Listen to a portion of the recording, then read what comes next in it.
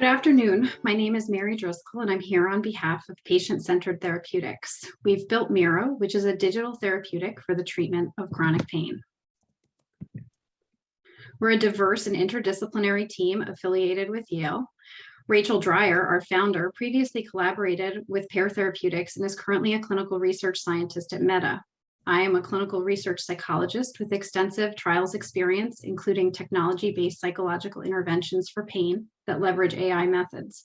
Dr. Marenko has experience in medical informatics and software development and has served as a CIO for a startup. Doctors Brandt and Coleman bring vast experience in medical informatics, engineering, and pain management, while Dr. Tagare is an expert in machine learning, including new and innovative approaches to biomedical image analysis. And finally, Mark Lazarus is the founder of a mobile marketing company with experience in product building and marketing. Pain is largely classified and treated as a biological phenomenon, and this poses a problem because research identifies a complex set of emotional factors, things like trauma, as important precipitating factors in chronic pain. Despite this, the emotional mechanisms that underlie pain are largely ignored in treatment. In fact, we know that difficulty identifying and regulating complex negative emotions is related to poorer pain outcomes and has been implicated specifically in both opioid misuse and suicidality. We also know that as many as 53% of people with chronic pain evidence these problems with emotion regulation. Our solution then is Miro. Miro is a novel digital therapeutic mobile application that targets the emotional mechanisms of pain. Our goal is to leverage our team's collective expertise to execute and deliver an effective product, Miro, targeting an untapped market in pain treatment. The current standard psychological approach to chronic pain is cognitive behavioral therapy. Largely skills-based, it ignores emotional processes but does reduce pain. It's therapist-driven, and it's plagued by logistical barriers like time, cost, and access, and it does not incorporate any sophisticated predictive methods. Emotional awareness and expression therapy is a newer emerging psychological treatment that explicitly targets emotion, and early work suggests it actually outperforms CBT on pain reduction, which underscores the importance of targeting emotion and pain. Unfortunately, it's plagued by the same logistical barriers as CBT. Which brings us to Miro. Miro targets the same emotional mechanisms as EAET and has the advantage of being self-driven, easily accessible, and the ability to incorporate predictive methods that can inform treatment decisions. Thus, Miro is a potentially portable and scalable intervention that targets emotional processes in pain. Miro is an innovative digital health application available on mobile devices that uses image modification to target the emotional processes underlying pain. How does it work? Simple. Patients first log in and select an image that reflects their current experience. They then modify the image. Miro is based on existing clinical and research methods that have therapeutic utility for the patient. This type of image therapy helps people give expression and form to their emotional experience, which is otherwise can remain vague, inaccessible, unnameable, and overwhelming. They then save the image to our backend platform. And on the backend, AI is integrated to allow for predictive analytics, for example, pixel analysis, that can infer patient emotional state and feed this information to providers and treatment teams. What evidence supports the importance of targeting emotional mechanisms in pain? Well, interventions like EAET that I mentioned previously demonstrate a moderate effect size for pain reduction. Indeed, between 1/5 and 1/3 evidence of pain reduction of greater than 50%. And while this may not seem huge, this is actually unheard of in the pain world. Why Miro? As a digital therapeutic, Miro leverages existing emotion processing methods. Expression through images has been used in medicine for many years to help patients approach difficult and challenging emotional content. Historically, clinicians have used a method called photo voice, which encourages both self-expression and enhances recovery, but is time and resource intensive. Miro merges the photo voice methodology with fields like psychology and computer vision to give patients access to this type of intervention in the safety of their own home. What evidence or precedent is there for the use of predictive analytics in pain? Utilization of AI methods to inform psychological treatment for pain is an emerging area. In fact, my group recently published in Intelligence-Based Medicine and showed that AI can learn which treatment modalities work best to optimize outcomes. While our work was not based on the currently proposed Miro methods, it does suggest a role for AI in pain treatment. Beyond its therapeutic utility, Miro's innovation rests in its potential as a predictive analytic tool that can feed critical information about patient status to the healthcare team to drive intervention.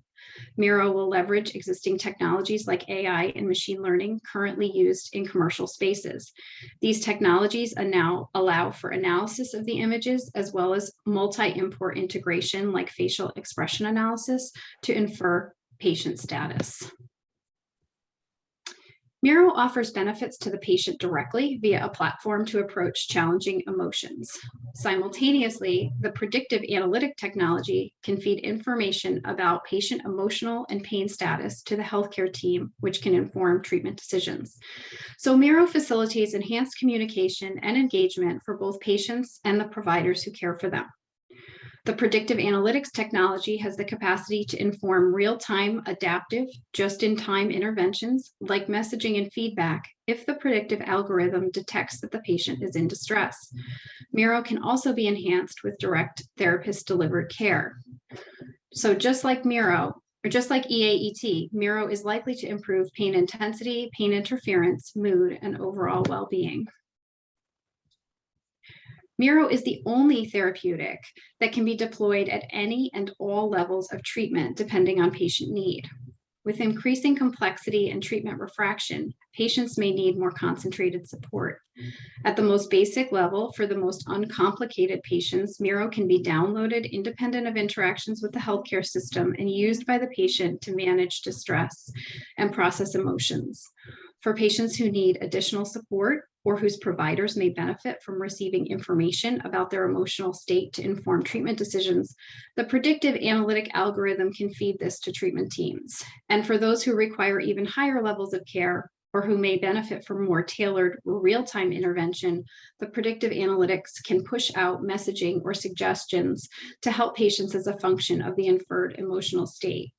While we see several options for market entry that are plausible and possible, we're currently exploring the most optimal commercialization strategy. This technology is part of a larger landscape. The total worldwide healthcare application vendors is expected to reach 26.2 billion in 2025. We see ourselves in the medical software and services market, where we provide a new category of digital therapy. And we can profit by providing a service to medical care organizations, hospitals, insurance companies, and academic institutions. Miro is the only application that is designed to be both therapeutic and predictive for the treatment of chronic pain. Companies such as Affectiva and Beyond Verbal exist solely in the predictive analytic domain and thus focus only on one component of the market. While some do use AI for emotion prediction in pain, for example, using facial expression analysis, none are in the therapeutic space. Miro, which is a new breed of digital therapeutic, is the only one of its kind to combine predictive and therapeutics technologies in a patient-facing application with the potential for multi-import integration. Our foundational efforts have included stakeholder feedback, development of an alpha prototype, securing of trademarks, and a proof of concept pilot. We are seeking 1.2 million to complete our seed round, which will include therapeutic and predictive pilot, along with FDA pre-submission activities and an application for competitive funding.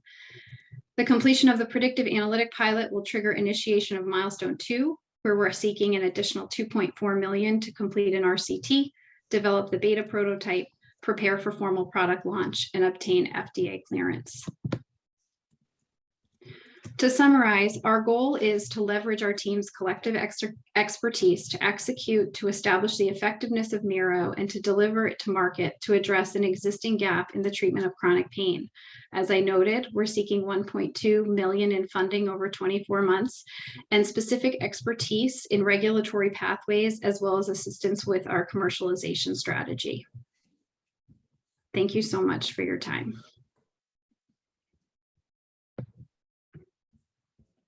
Thank you for your presentation, Dr. Driscoll. It looks like, Mitzi, I see your hand, and then Jeff.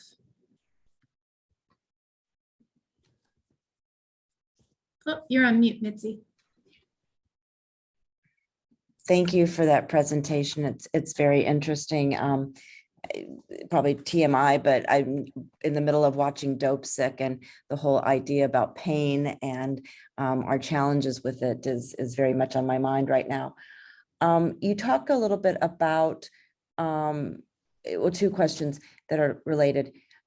I'm wondering, you talk about the outcomes or the published evidence about some of the modalities that you're basing your work on, but I'm wondering if you have any kind of pathway to publish your own outcomes.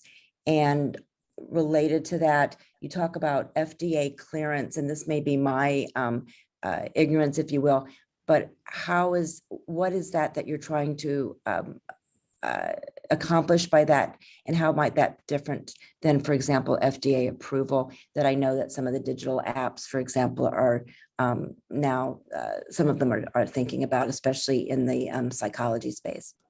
Mm-hmm. Well, thank you for those questions. I guess the second question first. I'm not really sure that we're basically looking, and perhaps I used the wrong terminology, to mimic what others have done in the psychology space. So I know that there now are FDA pathways for these digital therapeutics to be prescribed. And so we're looking to kind of mimic that same pathway, if you will. And that's certainly, I think, a weakness on our team, is we don't really have anyone who can really provide that level of expertise in terms of what we need to do there. And then just the first part of your question, can you just repeat it one more time? I just want to make sure I address it appropriately. Just, are you, again, I know that you're very nascent in some ways, but are you on a pathway to publish any of your outcomes?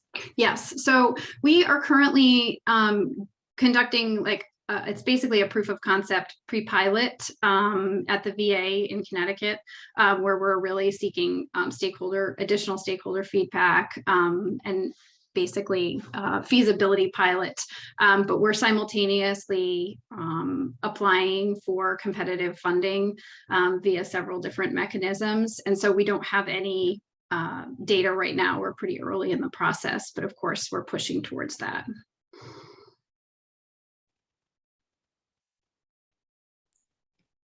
Thanks, Jeff. Go ahead. Gladys, you want to go first? I have too big a mouth. Please, you go first.